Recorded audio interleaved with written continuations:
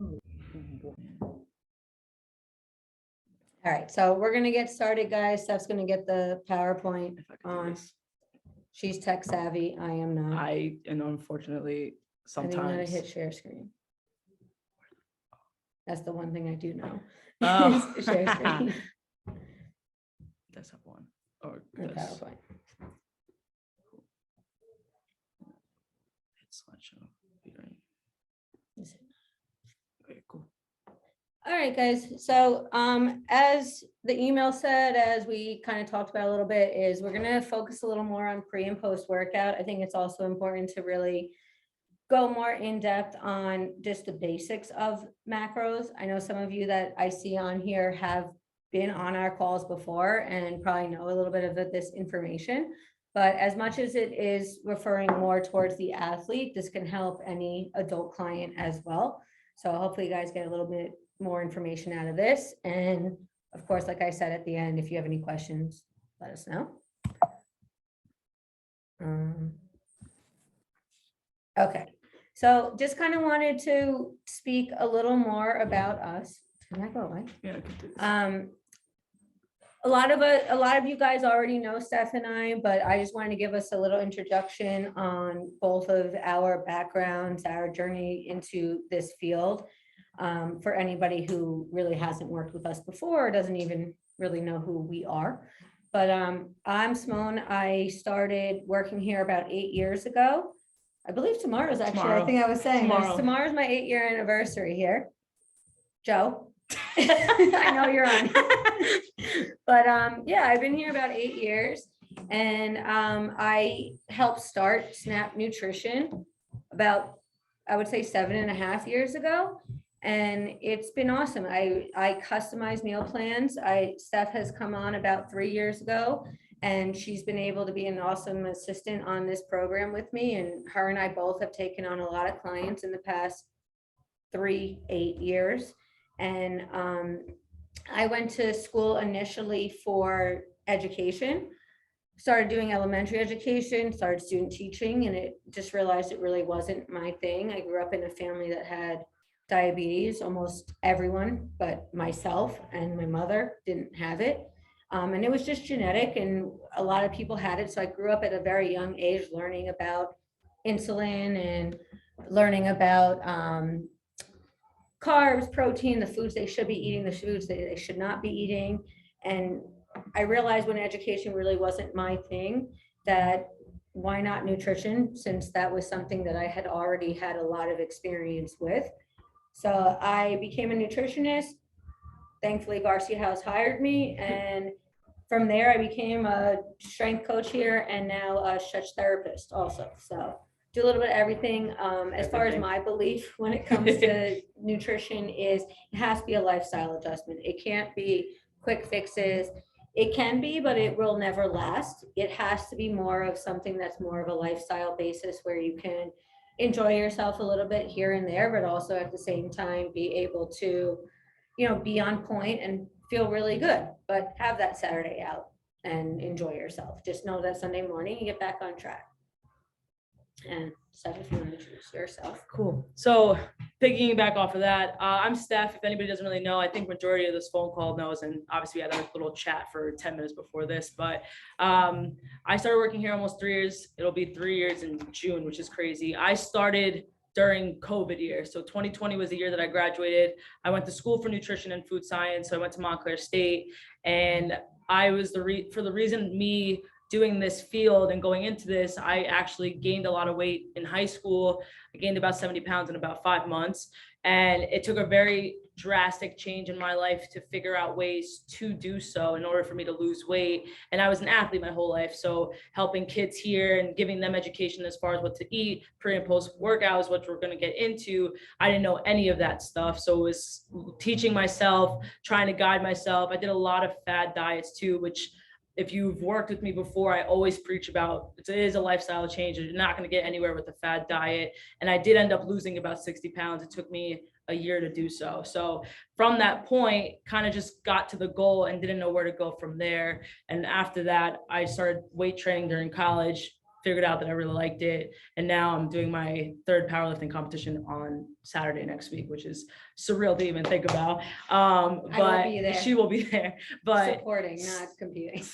but starting from there, like coming to Varsity House really changed my perspective on a lot of things when it came to training with nutrition. And obviously we'll break down the macronutrients, what the importance is, and how I got to where I am as an athlete too. I still play volleyball. I still do different things outside of here. So it's all about just changing our lifestyle and having a healthy relationship with food, which is the most important. So we will go right into it.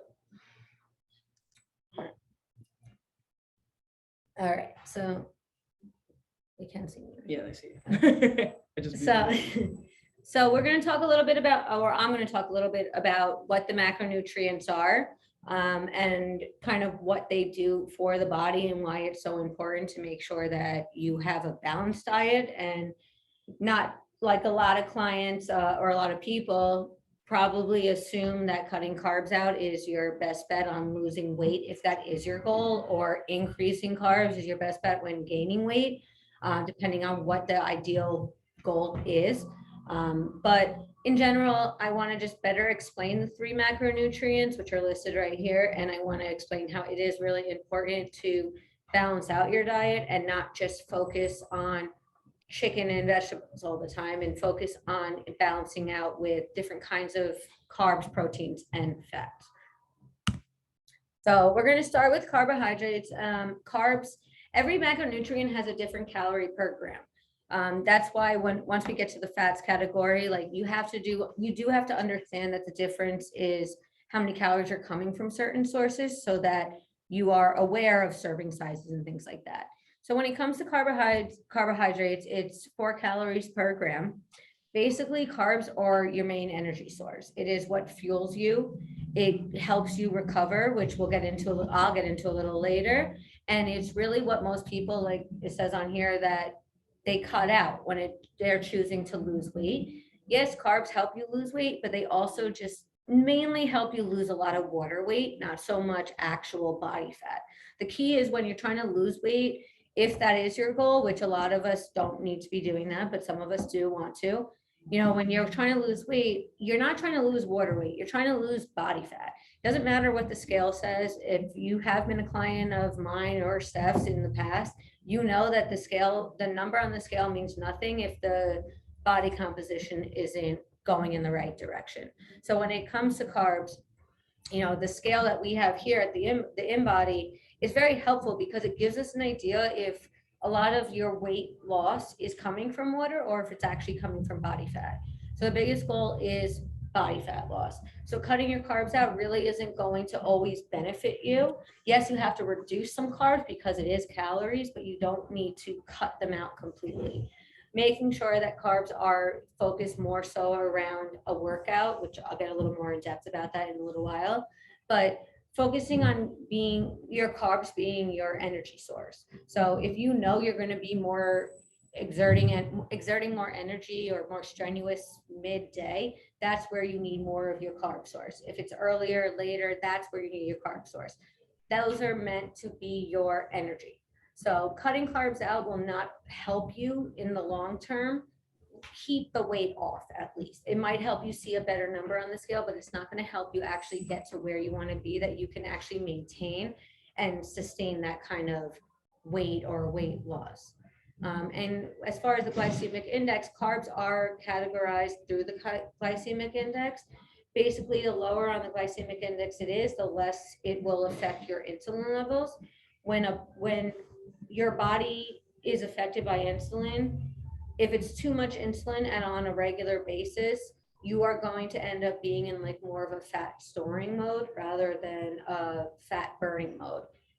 Whether you're trying to lose or gain weight, you always want to be in a fat burning mode. So when it comes to glycemic index, you want to focus on the foods that are lower on that scale.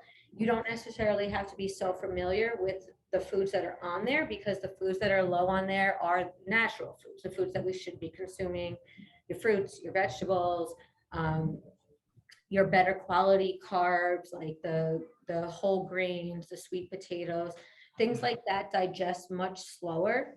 So they don't affect your insulin the same way as like eating packaged foods like cookies, chips, sweets, things like that are much higher on the glycemic because they affect your blood sugar in a different way. It was a fed. Someone have a question? I have no idea. And that kind of relates back to the simple, like the last part, the simple versus complex carbs. Nothing's wrong with having simple or complex, but when it comes to the glycemic index, your complex carbs are going to be the ones that are a little lower on there because they digest slower.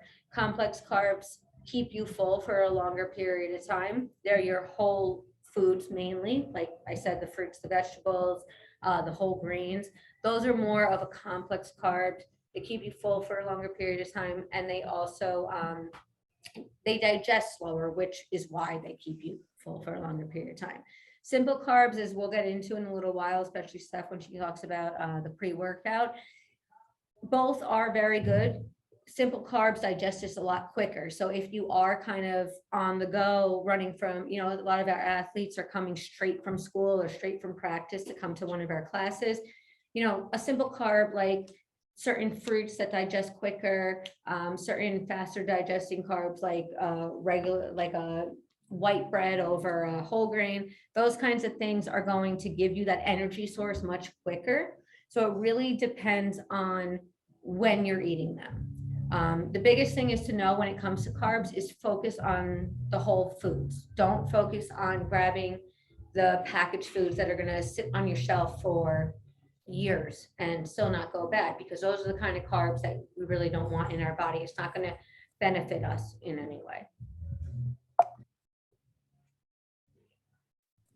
Protein. So protein is huge. And I think that a lot of people think that protein is like the biggest source when it comes to at least like muscle recovery and things like that, which I will get into a little later when I go into my post-workout slides. But protein is super important still too. It's also a great way to balance out your diet. You do not necessarily have to eat animal protein in order to get protein, which I think a lot of people have a misconception on. But protein is also, like with carbs, 4 calories per gram. So still be careful on serving sizes, but it is not a crazy amount. Like once we get to the fat, it will be a lot more per serving. But protein is really great for recovery. It's really great for rebuilding muscle. It also has a really high thermic effect, which means that when you digest protein, you're burning a lot more calories than you would if you were eating any other kind of nutrient. Still burning calories when you eat anything, but in general, protein takes a lot more calorie count to burn, or you burn more calories for that. Protein can be found in a ton of sources. I've worked with a lot of clients in the past 8 years that are vegetarian or vegan, and they're very concerned about their protein intake. Unless you're like an extreme bodybuilder or you're training like, you know, like Steph's powerlifting. I'm not training for a specific competition, but I train often and a lot. For certain people, yes, protein intake is going to be super important, and you need to get a certain amount, and you need to excel over the amount that most people need to get. But I think most people are so caught up on trying to hit this like grams per body weight or whatever it is, and they don't necessarily need to focus on that as much.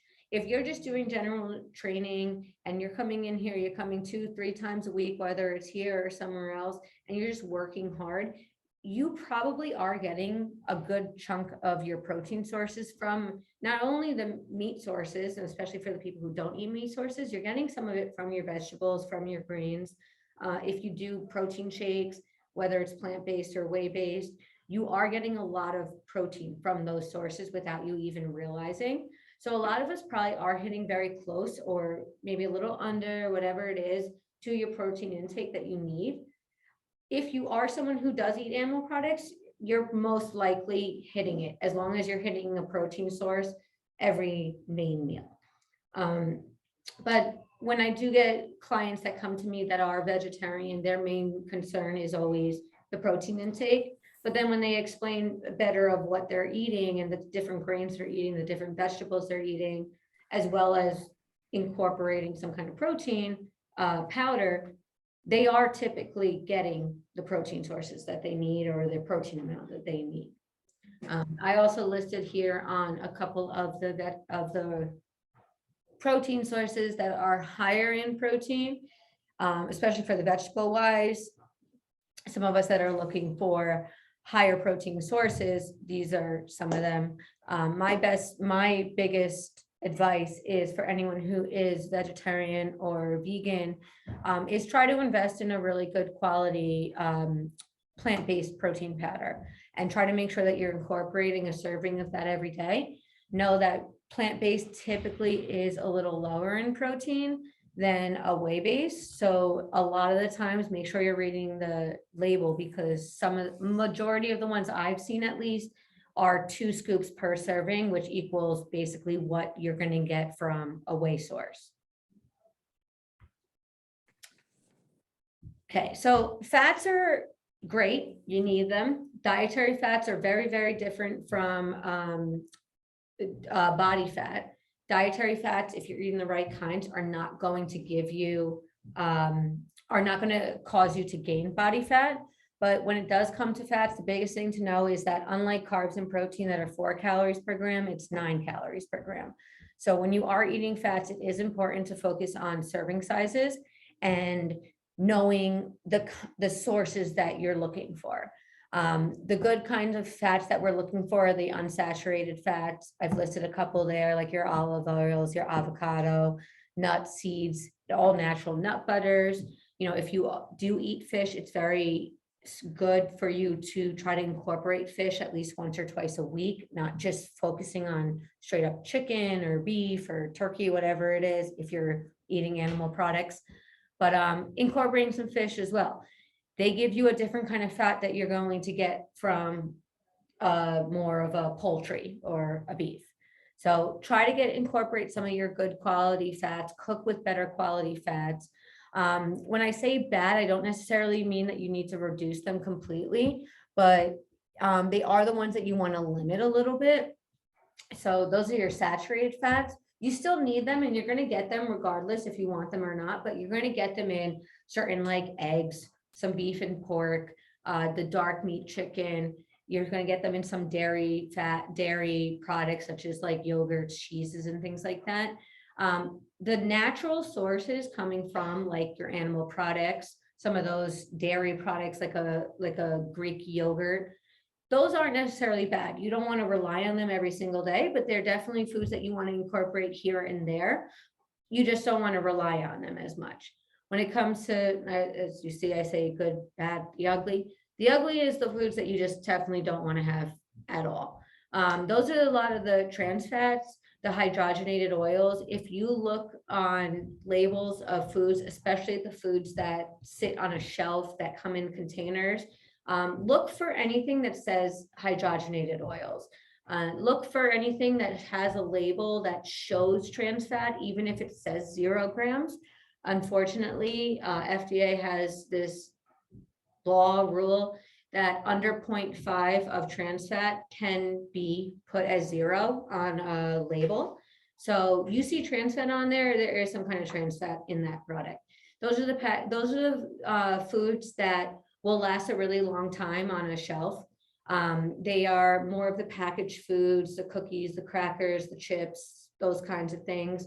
If it lasts for a very long time, it most likely is something we don't want to be putting into our bodies. It's probably something that your body is not going to get rid of like it should. So really just focus on the kind of quality of the fat that you're consuming. Focus on the ones that are in that good category, limit the ones in the bad, and completely avoid the ones in the ugly.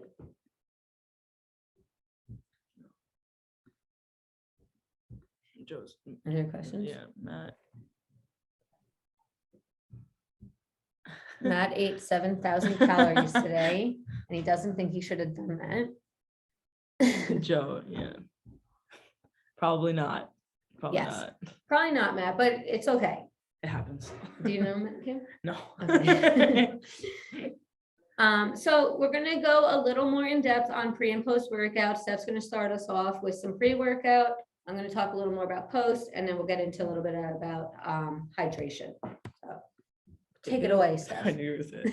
All right, cool. So guys, going into pre-workout, there's a lot of things that make up pre-workout. Obviously, we're not talking supplement wise. I will get into that later down in a couple of slides. The purpose of pre-workout is obviously important, as much as of an importance as it is post-workout. So good nutrition will allow you to perform better, recover faster after every single workout. You want to fuel yourself before you train and after you train. Before, it just sets the tone for how your training is going to look. And I'm going to break down in the next slide on like the hours of time that, say, like an hour before, 2 hours before, just to give you a breakdown of what meals that you can eat to look at that. But just optimal nutrition intake to exercise, it's just going to maximize performance. It'll minimize anything to do with like muscle damage. And obviously timing when it comes to meals is very important. You want to think about eating about 45 to 60 minutes beforehand, and it just allows your body to digest better. But sometimes when in a case when the athletes come in right after school, I always tell them the quick carb is the better carb. So looking at the picture to the right, you'll give a breakdown of, say, 50% carbs, 25%, say, fruits and vegetables, 25% protein-rich foods, and then it gives you breakdowns on the bottom of like what healthy snacks can just be before you come in and train. So that's what a plate would typically look like. 50% would just be carbs, quick carbs, as Simone just brought up. 25% could be vegetables or fruits, whatever that you're really in the mood for. Something to just allow your body to just absorb a lot quicker instead of just sitting in your stomach for the next amount of time. And a lot of people, from what I've seen training the athletes here, hard-boiled eggs, which I'm not really too much of a fan of, grilled chicken, or anything that just is quick and easy and going. Yeah, Mike is a very big, a lot. But overall, the next slide that I will walk us through, what time should I be eating my pre-workout meal? What kind of meal should they be? That's a lot of questions that I get from a lot of the athlete boys in high school that come and train. I typically train them here and there on Saturdays, but not as much anymore. But these are the simple questions. Even with the junior kids, I try to tell them the importance of, say, pre and post. If you do have kids, this is, again, something to just reiterate to them. Your habits that you make for yourself are going to just be actioned onto your kids. So if your workout's going to start 2 to 3 hours before, I gave 3 options for everything that you see. So sandwich on whole grain bread, lean protein, and a side salad. There's egg omelet, whole grain toast. You could put avocado on it, a cup of fruit of any choice. And then I put lean protein, brown rice, and roasted vegetables. This is 2 to 3 hours beforehand. So obviously thinking of, if it's an hour before, you don't want to eat meals that are going to just sit in your stomach for a longer period of time. You want to think about just fueling your body, letting it digest for, say, 2 to 3 hours, and then coming into train if you actually have the time to do so. If it's 2 hours before, like an hour and a half, 2 hours, some people do protein shakes beforehand and they'll do it after. Again, I'll go into the supplement side because that's something I'm actually pretty good at. And then as far as like fruits, banana, mixed berries, you can make yourself a smoothie with that. I like having oatmeal before I train. It just gives me more fuel. Again, fiber, it'll keep me fuller for longer and it'll sustain me throughout my whole workout. And again, natural, like peanut butter, natural almond butter. I like peanut butter. So when you look at a nutrition label, it's important to see the ingredients list super low, as far as like 5 ingredients or less, especially with peanut butter. No hydrolyzed oils. Can't ever say the hydrogenated oils. Can never say the word, but none of those things are meant to be put into peanut butter. If there's oil at the top, even better, you can mix it in and just put it on top of your oatmeal. And then you could also do 2 rice cakes, probably put some nut butter on there too. Kat does that. And what's your favorite pre-workout? I'll probably go oatmeal. I always go a cup of oatmeal. I've been doing half a scoop of protein powder in my oatmeal just to kind of hold me over, and then half of a banana. So a lot of people have different things. And again, it depends on convenience and time. When it comes, mine? Yes. What's yours? My pre-workout every time is about 45 minutes before a workout. I do 1 packet of the walnut raisin oatmeal packets, the Quakers. Yeah, you have them. Half a scoop of our Garden of Life plant-based protein, and once it's like whatever cooked, I guess whatever that word. I do small scoops, a little bit of protein, peanut butter with it, and then 45 minutes later, I am like so energized and ready to go for my workout. we all try to, I think we all have different pre-workout meals here. I think we all do. Yeah. Ours is pretty similar. Ours is similar. Kat's is just rice cakes and a lot of other stuff. Yeah. But and then if But you're, everybody has different something. yeah, You gotta see what works for you. You know, like I know some clients that come in and they eat yogurt and granola. I am not lactose intolerant, but dairy before a workout for me is I a can't do it. no-go. Like I just can't. I'm not digesting it correctly, so I know that that's not a good source. And I know if I'm running short on time, you know, a tablespoon of peanut butter with a banana that digests a lot quicker is perfect for me. which is perfect. But That's- which I'm yeah. gonna get into in a second. But An hour, everybody's different. yeah, an hour or less, I would say, try to make it just quick. So protein bar of choice, I put less ingredients, the better. There's a brand at Trader Joe's that a lot of clients eat, Barbells, which is probably the leanest protein bar that I've ever seen. Those are really, really good to just have before you train, especially if it's like an hour or a half hour before you come in. Again, like the piece of fruit would say a tablespoon of peanut butter. And for me, the only Greek yogurt that I really like is Triple Acos because they come in like little small packets and it's super convenient and it doesn't really sit in my stomach that much. Or yeah, the high protein one, there's about 20 grams of protein per like a little container of it. So, and they're only $1 at ShopRite if anybody wants to know that information. I buy it all the time. Or the big guys. But as I actually said in the beginning of this Zoom, I brought up how, you know, mixed berries and Greek yogurt and having it put together, that also could be something that you could eat at night to just hold you over and not make you kind of grab everything in the house per se. So if somebody wants to screenshot this, if you need it, but this is also just something that I like to show the athletes as well. And then Simone's going to talk about post-workout. Yeah. And if anyone did not screenshot it, it's no big deal. We are going to, we're recording. Yes. We're recording this and we are going to send it out. So everybody can rewatch it at their own time. For anybody who is not aware of what we're sending out after, we are sending this out as well as the athlete nutrition guide that we made a while back. It's yes, targeted to athletes, but it can always help the adult community as well. So of course, if you have any questions, you can reach out to either one of us. But so post-workout nutrition, what I really want to get into is what happens when you work out, what happens to your body mainly, as well as the purpose of the importance mainly of post-workout nutrition. So basically there's three main purposes of post-workout nutrition, and it's replenish glycogen, which I'll explain a little bit more about, decrease protein breakdown, which is more so worrying about breaking down muscle tissue, which happens during a workout, and to increase protein synthesis. So that's a lot about the recovery part. Basically, like it says on here, replenish glycogen is replenishing your energy stores. I will explain that more in depth in a second. Decreasing protein breakdown, like I said, is increasing muscle size. So when you're decreasing protein breakdown, you're avoiding loss of muscle. And protein synthesis is more so of the repairing process of the damaged muscle during a workout, which is natural. I know damage sounds like a bad word, but it is what happens when you work out. So basically when you work out, the best explanation I can say is that you deplete your glycogen and you break muscle tissue. Both sound probably not great, but they're actually what is supposed to happen during a workout. When you're depleting glycogen, you're basically using your energy source. That's mainly coming from sugar. Your carb sources, maybe like a sugar drink, something besides water. Those are the things that your body stores in order to provide you with energy when it comes to expending too much energy, whether it's a workout, whether it's just maybe you have manual labor, which could be considered a workout, but you basically break down glycogen energy during a workout, which is a good thing. You want to be able to have some kind of energy store in order to get through the workout. The other thing that happens when you work out is you break down muscle tissue. You're breaking down muscle tissue in order for it to grow, which is why we lift, and you can't always just stick to cardio all the time. You have to focus on strength training as well, which is what we're huge on here. So the biggest thing is post-workout is to fix those two things.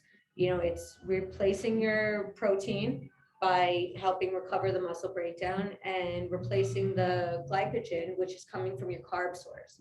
The biggest thing when it comes to post-workout is focusing on some kind of protein carb source. Your biggest thing is going to be carbs, because that's what's going to replenish that energy source that now you've depleted during a workout. But it is also important to focus on getting some kind of good quality protein in there. And like I've been saying, you don't have to eat animal protein sources in order to get protein that your body needs in order to recover. There's plenty of people that are in great shape living off of a vegetarian or a vegan diet. But when it comes to post-workout meals, really focus on your carb to protein ratio. You know, you should probably have double the amount of carbs as you do as protein. So if you're having 30 grams of carbs, 15 grams of protein, you know, and so forth, 40 carbs, 20 protein. Carbs are your biggest thing because you want to restore that energy source that was stored in those muscles that now you've depleted. Protein is super important too, though, because you are breaking down a lot of muscle tissue, and in order to get stronger, to recover faster, to not be so sore the next day, you do need to repair that muscle. And in order to do that, protein is going to be your biggest bet. I'm really big on a protein shake post-workout, especially with at least the ones that we make here or that I make for myself. You know, they have your protein source, which is your protein powder, and the carbs are basically coming from, if you're using a regular the skim milk that we typically use, you're going to get some carbs from there. You're also going to get carbs from the fruits, the oatmeal, the different ingredients that we incorporate. So the protein shakes here are great because also when it comes to absorbing the protein source, spiking your insulin post-workout is actually a really good thing. So that's the time that you really want to focus on. You know, typically everybody's focused on like whole grain bread.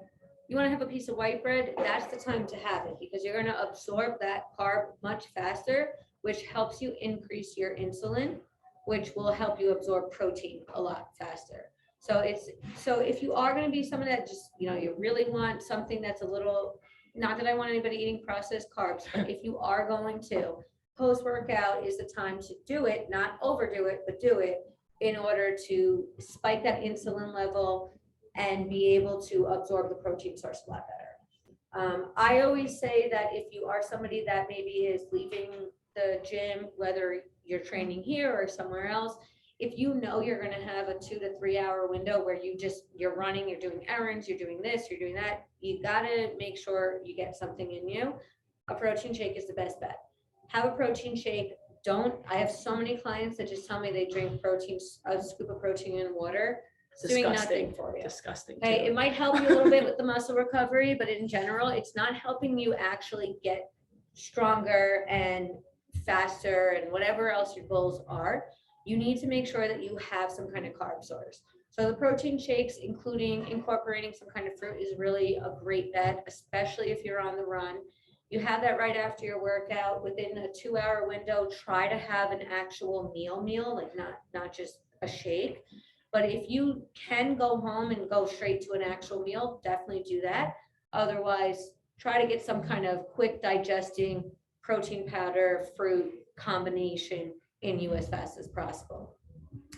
Hydration is also very key. Steph's going to talk a little more about hydration in a minute, but hydration helps lean muscle.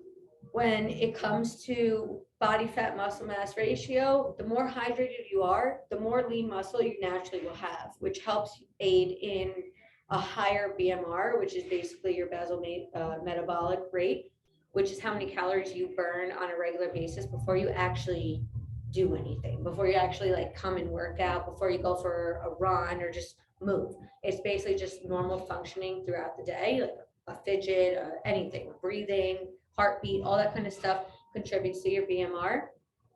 So when you're hydrated, your lean muscle is able to be increased, which helps increase your BMR, which helps result in more of a body fat loss because you're burning more calories. On top of that happening, plus a better diet, you're guaranteed to really be focused on more of a fat loss program than losing muscle. The biggest thing is making sure that you are consuming enough calories and consuming enough hydration in order to burn enough calories to stay in that fat burning mode. Some people always get into that topic, that idea of, less calories, the better. Sometimes if you drop too much and you're not eating enough, you will go into more of you might lose weight, but you're going to probably go more into a muscle burning phase, fat storing, where if you're consuming enough calories to hit your BMR mark and actually consume enough that you're burning on a regular basis before the training, you're going to go back into a fat storing mode. So that's the biggest thing that you want to really focus on. I did put some examples here of what some good post-workout meals are. Some can be as simple as a protein shake. Some can be as in-depth as like a full meal, like grilled chicken with potato and mixed vegetables. The biggest thing I would say is post-workout is try to reduce the amount of, like I wrote for number 2, fat-free yogurt. Try to reduce the amount of fat that's in your post-workout meal. There's nothing wrong with dietary fats, like I've mentioned before. The biggest thing though is that it digests slower, which in general is a really, really good trait for fats.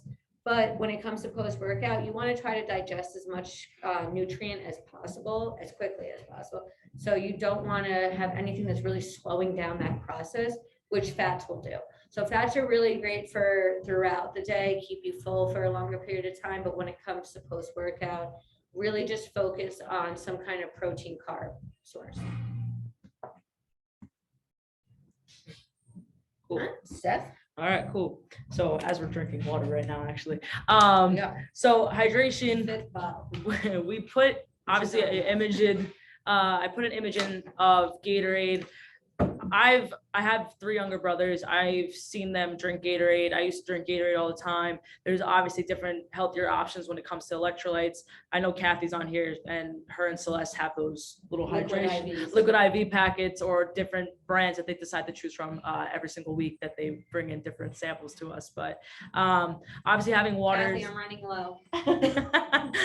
If she's still on, she's probably still She's on. on. She's coming tomorrow morning. Okay. But actually having the right amount of water that you need in order for your body to actually absorb better. Like Simone said, with the protein, it's more to just help absorb that, to help burn a lot faster throughout the day. So when it comes to the consumption, yes, it is good, Joe. That's the one that Elementi is also a good one. that is a good one. That's the one that Kathy and Celeste use. They both, yeah, they get that one actually more than liquid IV. So when it comes to it, you can take your body weight in pounds and divide it by 2. It'll give you the ounces that you get. So for me, I did that calculation. I got 87. But when it comes down to it, you could add 12 ounces of water per hour that you exercise or do any manual labor. So for me, it's probably about like a gallon of water per day from. You're someone that works outside. I also, yeah. Or even if it's not that hot out right now. Yeah, or just even in the city, there's a lot of clients that go walking in the city that just adds an additional amount of exercise. It doesn't have to be weight training or just throughout the day. Yes, it's very salty. But as far as like liquids to avoid pre and post workout, everybody knows, I think everybody knows that it comes in here and trains that I am very big on caffeine, and I know it is not the most sustainable thing or what's best for you. It's important once we get into the supplement side of things, where I used to work at GNC for 4 years, and I also worked at Vitamin Shop a year before I came here. So knowing the ins and outs of supplements, what's good and what's bad, what's labeled as 100% is not always 100%. There's a lot of filters in there, as we'll bring up the protein once we get into it. But the advertised sports drinks, they're not so much beneficial. Like I said, they're just loaded with sugar. When it comes down to it, you just need electrolytes. And to get that, it could be coconut water, which I don't really like that much. I drink BCAAs, which again, going into the supplement route, branching amino acids, we do not produce in our bodies. We can find amino acids through protein powders. BCAAs are also in protein powders. I drink essential amino acids as well. So EAAs are another one, but allowing your body to have those additional amino acids will help muscle recovery to another extent. You don't need the sugar from a Gatorade in order for your body to intake maybe 2% or 5% of the electrolytes. Just tastes good. That's pretty much it, which I don't even think it tastes good anymore because I'm not a kid anymore. But I don't like sweets that much, but like coconut water, if you do like a half with and then dilate it with water. It's a lot better. Yeah. And if Big Mike was here, he would be really upset that we did not mention Oh, his his little- electrolyte yeah. drink, which is it squeezed lemon is it Himalaya- lemon or yeah, orange? It's lemon, It's Himalayan with salt. Himalayan salt in water, which Himalayan salt is huge, is Very good. very big on electrolytes. It's a One of the great best. product to try to incorporate in your foods, into your water. But if you are not a big fan of the sweets, which some electrolyte products Drinks. are like that, besides just a regular electrolyte water, which is those alkaline waters.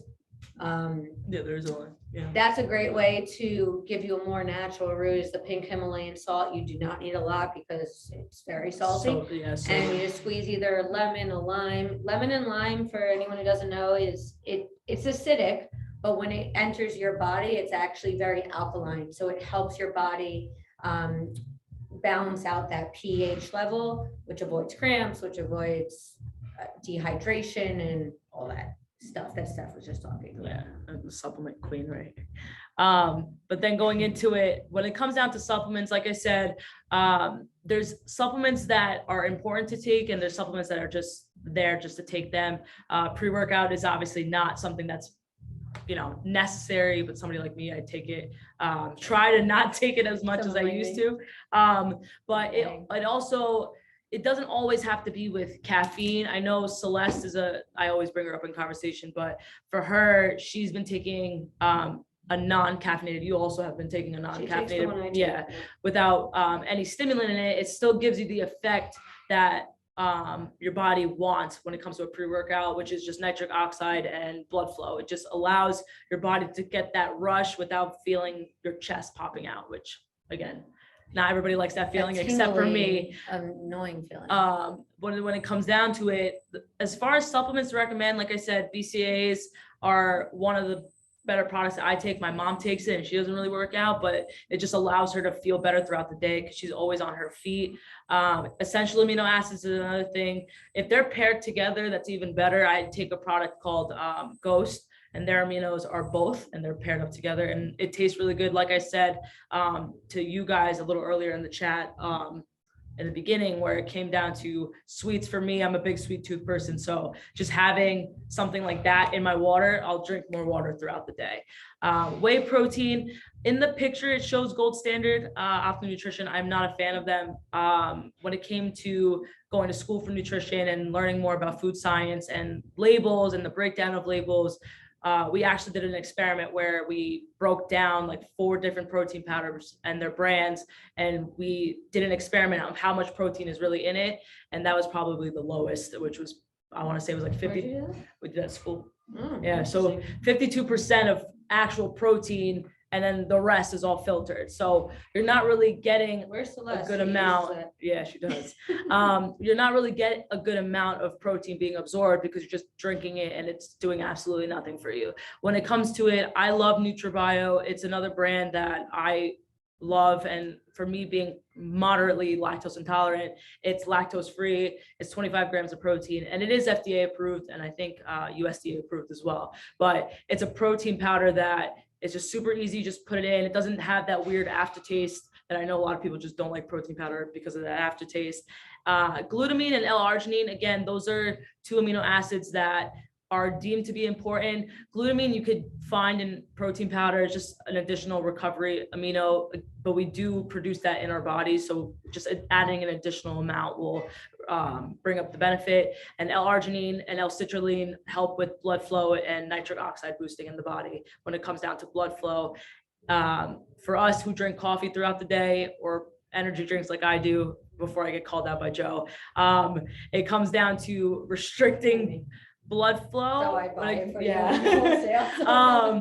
When it comes to restricting your blood flow, that's what caffeine does, and allowing your body to have, like, say, L-arginine or L-citrulline, it just brings that more flow into your body, so you won't feel that restrictiveness, and then you won't get the jitters from it unless you take beta-alanine, which is the part of the pre-workout that makes you tingle, which I don't think anybody really likes. And how to choose what brand to take, what's better, just read the label. If there's a lot of ingredients on the protein powder label or creatine, I know a lot of athletes want to take creatine. There's a way to take creatine, and I actually studied it for about 6 months. Yeah, there's a cycle when it comes down to creatine. If you don't do it the right way, it'll cause a lot of like just discomfort and a lot of bloating. And there's a maintenance phase. Yeah, the cramping is the worst part of it, but it dehydrates you. You have to be on top of your water. Thorne is another brand that is been like the best on the market. We're actually trying to get them in here, I believe, hopefully. Yes, we are like one step away from them being part of Varsity House. Yes. So I'm excited to try their products. I was reading a lot up on them. I know Joe's been taking it, so I'm excited to see how that goes when it comes down to brands. I've taken everything, but creatine, there's different phases when it comes down to it. There's a loading phase, the maintenance phase, and then the deloading. So being cautious when it comes down to taking creatine is the most important. It doesn't necessarily mean that it's a bad supplement to take. It's one of the cleanest supplements to take when it comes down to muscle gaining and muscle growth and just preserving muscle. But again, when it comes down to hydration, you have to make sure that you're hydrated the entire time. And fish oil is also very important. Multivitamin, getting a good multivitamin. A lot of clients always say that they're getting enough nutrients throughout the day. Your body will never have enough nutrients throughout the day. I don't care really what anybody says about that. But when it comes down to it, a natural Garden of Life is one of the brands that I take when it comes to multivitamins. It absorbs a lot better in the body, and it's coming from whole foods. So that's probably the best one that I've ever taken. So just finding the right amount of different things when it comes to supplements, just read the label. And if anybody has any questions about supplements, I always say it to the clients that I work with and probably everybody in the gym, but you know, you can always come to me and ask questions. More than likely I've tried it before, so you could always come and ask. And always ask, don't guess. Yeah, and I will always and give don't you always trust the people. I mean, she's worked. I worked there, but don't always all trust for them. Selling. Yes. So. Don't always trust those people in there. Come to more of the people, the professionals. That will be honest with you. It was just me. Steph. And then yeah, here's a picture of Vinny on the side. Yeah, so I'm gonna just end a little bit. Joe, I don't want to ignore what you said about the highly branched psyllic dextrose. I'm not gonna lie, I am not completely familiar with all of that, and you're on here, so you can obviously hop on if you want to say anything. But I would assume that it is probably a good bet because of the sugar, dextrose being sugar. I would say that it's probably great for pre-workout because it is helping get your energy up. And then post-work is I would assume it's going to be helping you spike that insulin, which is going to help you digest the protein and carbs a little better. I have friends who take that. Are you more familiar with that? In a way, like there's a lot of products that I used to sell that have dextrose in them. People take it intro, so they'll do a pre-workout. Yeah, they'll do that intro workout to kind of keep them on like a sustained sugar level, so their insulin doesn't drop or just decrease. It kind of keeps them maintaining. Or people mix it in with their pre-workout. I've never heard it post-workout, but that's also a good I can just point. imagine post being that it's helping that insulin spike that helps you absorb the nutrients a lot faster. They taste good. If we're wrong, really please let us know. But, I believe that's basically, I would think it's a good product to be using for certain people. Obviously not everybody needs to be using that. And then really like the last slide here is just kind of better introducing the options that we have here. This is Coach Vinny. He is one of the coaches for a lot of you adults that mainly I think in the afternoon, sometimes in the morning, but he also works with our junior athlete group, our high school athlete group. He insisted on being on our slideshow, so I made him happy and I put it on the last slide. Otherwise he would not be there. But this is really just for me to better explain what your options are after the seminar or just in general, like year round. You know, as far as this was more targeted towards some of the athletes, of course, this is really great information from some of our adult clients as well, for our adult clients as well.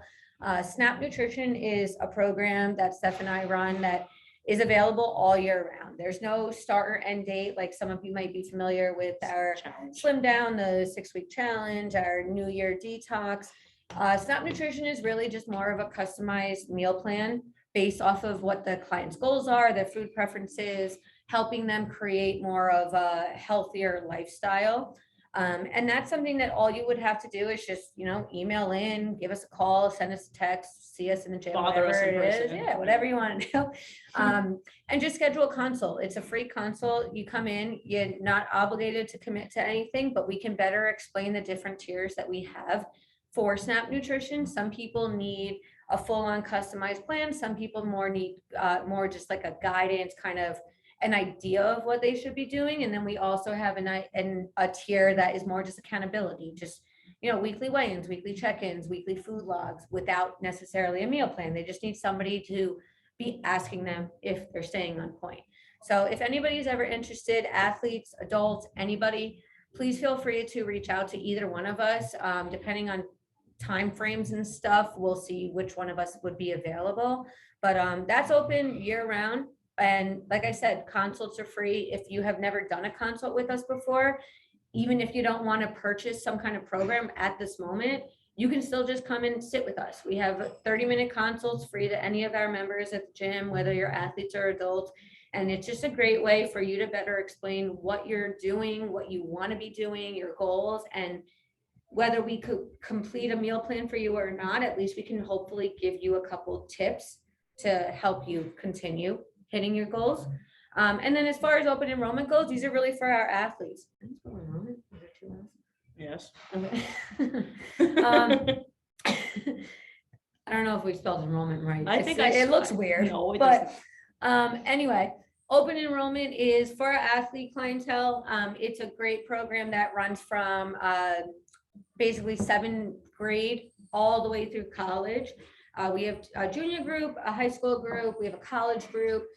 And then a lot of our clients actually have gone through all those programs and progressed into our athlete group, which we still have a couple, which is amazing. But open enrollment is going on right now. We are in the middle of a fall block right now. Everything runs for a 13-week program.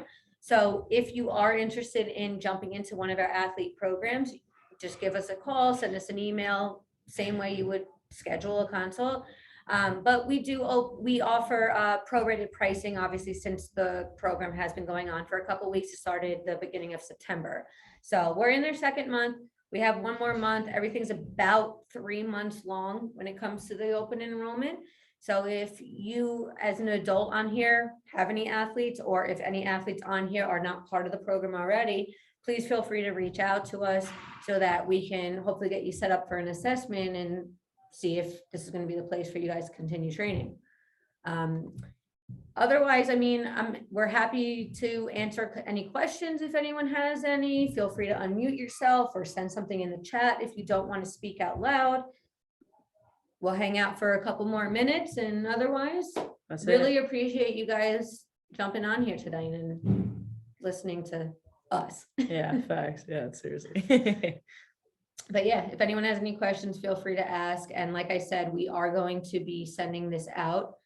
I believe it's going to be tomorrow. Tomorrow, yeah. And it's going to include also an athlete nutrition pamphlet that her and I have put together that can also benefit adult clients as well. So thank you guys. Thank you. Appreciate it. Everybody's good. If no one has any questions, feel free to jump off.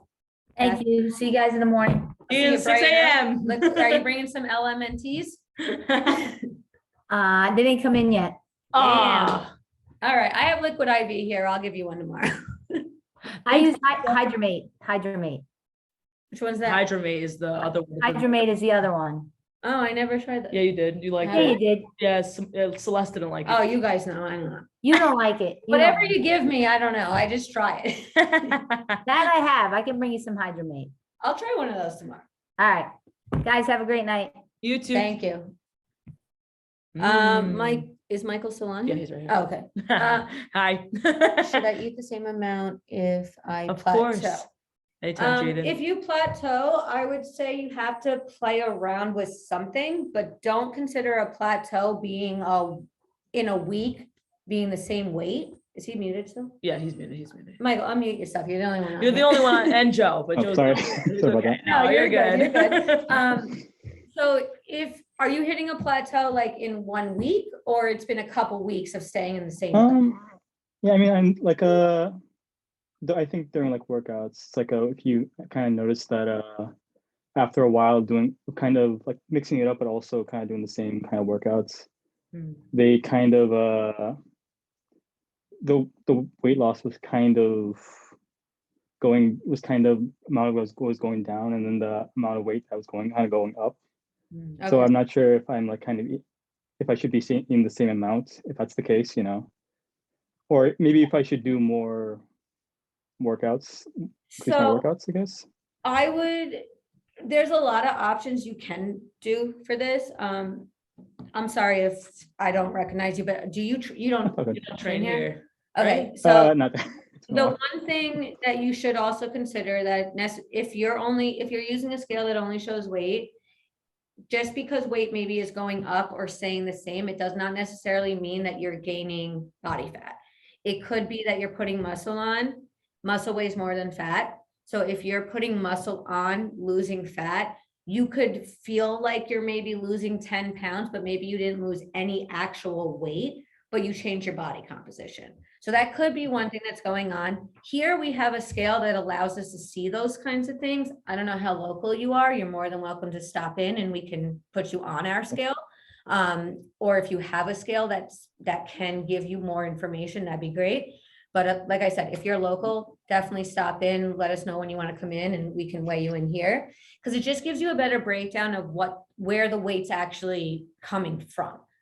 The other thing is if maybe you are just at a plateau, you can do a couple things. One would be you may need to increase your training or do a different kind of training. If you're always doing some kind of like cardio based training, maybe start incorporating a little more weighted work a couple times a week. Or if it's the opposite, if you're always straight up strength lifting, maybe you need to incorporate a little more of like a IWT, like an interval weight training, or some kind of maybe like once or twice a week, maybe 20 minutes of cardio here and there, something like that. Okay. Could be that. It could also be diet. So if you're maybe, do you happen to know how many calories you're eating on a regular basis? Do you count that? Not as much as I should.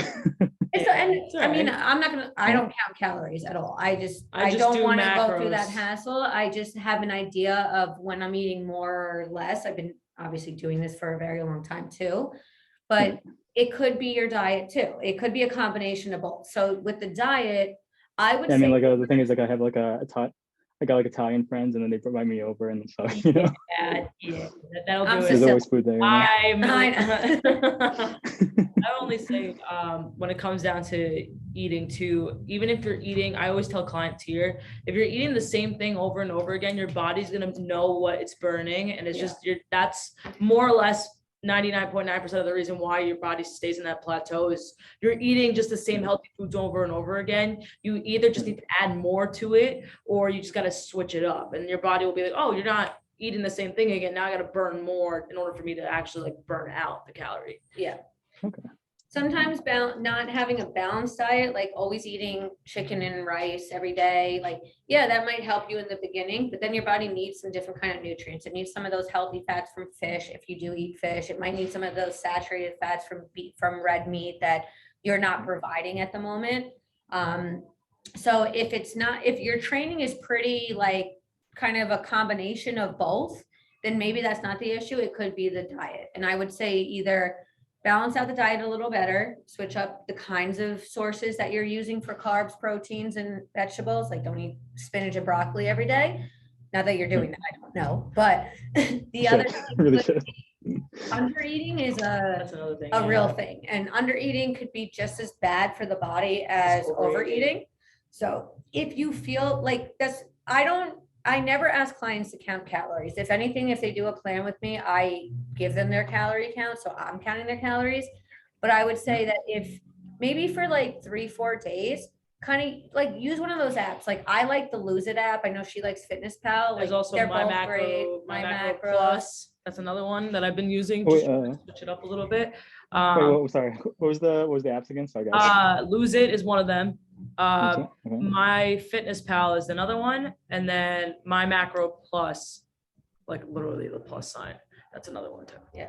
I know Lose It and Fitness Pal are free. Is macro Macro free? plus free. Yeah, they're all free. They're all and free. they're nice too, because, I mean, I personally like the Lose It app. They're all great. You can even, like, if you buy certain products, like a bread or something, you wanna show them? Yeah. You can scan that. the Oh. barcode, Nice. so it actually lets you see. It kind of gives you the breakdown of like the calories, not the calories, the macros. So it'll give me, these are my numbers right now. And then if I click on say like track now, it'll give you like a come down list of, hey, you know, you can scan it, you can type it in. And then once you do, it'll show up on here where it'll say like, hey, yesterday, it'll break down the amount of like, you know, on the nutrition label, like what it looks like for like a breakfast or lunch.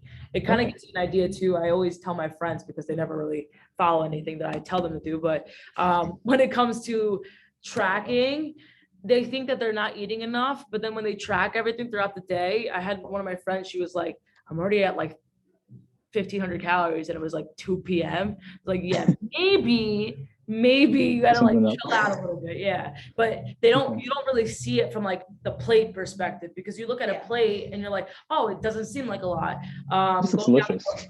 Going out to a restaurant, like if you bring up Cheesecake Factory, their menus are outrageous, but you know, I get something from like their skinny menu, which is not even skinny in the first place, but they get like 3 tacos for 500 something calories. That's like probably the best that you could go for. And you know, I don't know with her, but for me, you know, going to a restaurant, you're not obligated to get a salad, because even the salads have like super amount of calories. I would rather just people eat like a good source of protein, like carb, and then like, you know, a vegetable or any source. That's how you kind of want to look at your plate. If you say like, hey, 4 to 6 ounces of any meat, if you're, I don't know if you're vegetarian or not, but any just like protein source, half Are of you your, vegetarian? Are you vegetarian? No. No. Then like carbs, I always try to look at it from that way, and that's what helped me lose the weight that I did lose. But I also did it where I just did cardio for an hour every single day. So I lost a lot of muscle mass with me, which is something that we try to promote to our clients here, that it's not sustainable. Because again, when you have a goal and you get to a goal and then you get there and you're like, this is not what I was expecting, it's almost the same feeling as you being stuck, because you're sitting there, hey, I went from 200 to 135, 140, and I was at 18% body fat, which was my lowest, but I looked like transparent, like a piece of paper. So coming down to it, hey, what do I do now? What's the next step of my life? Like, am I going to just stay here for the rest of my life, or am I going to just advance? And now I'm even more comfortable with where I'm at, but the scale number is not anything that I'm worried about anymore, which is, it used to be that. I used to step on there twice a day. Now I barely step on it, because again, it's always in the back of my mind. Like, it brings me back to that place. But a scale like this, it breaks down like, hey, this is how much muscle mass you have, this is how much body fat you have. And looking at it from that way, it's also mentally better, because, hey, I'm 170 pounds right now, but 70 of that is muscle. So now I can see it from that way, rather than, oh, I'm 170 pounds. It says I have to lose 30. And like, what am I supposed to do? It just freaks you out even more. So seeing it from, you know, that perspective is a lot more just like psychologically, you know, healthier than looking at it from, you know, number perspective. It helps with the state of mind. Yeah, exactly. Very cool. It'd be good. Well, I would recommend, like, for the next couple of days to use one of those apps and just get an idea of the calorie intake, because they think they're eating more or less than Like they I said, actually are. And like she was saying, like, you know, if you add it up and you think you're eating 2,000 calories and you're eating 1,500, your body is probably in a starvation mode right now, where it may have been working for you leading up to this point, but right now, if you do feel like you're in a plateau, it's probably because your body's not being fueled enough for what you're doing to it, especially if you're getting really into training, and maybe you started 2 or 3 times a week and now you're doing 4 or 5 times a week, or doubles or things like that. Your body needs more calorie you have to get enough calories in order to maintain bodily functions. Like I was saying before, like the sleeping, the fidgeting, the little things, breathing, lungs, like those kinds of things exert energy.